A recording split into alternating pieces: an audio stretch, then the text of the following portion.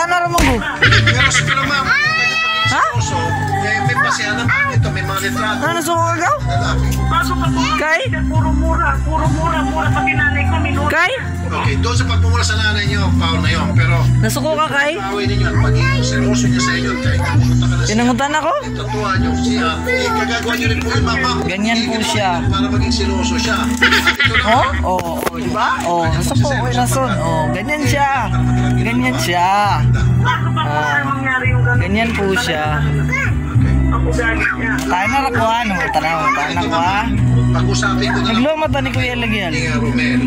Oh, tanawa, oh. Wala na siya nasuko. Tanawa. Usap mo na kayo niya. Sige, kamoy decide, kamoy decide.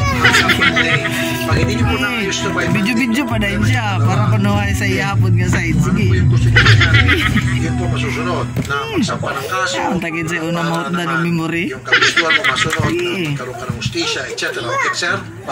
Monday, sir. Babalikan namin kayo, ha? Pakilis namin. Oh, di ba?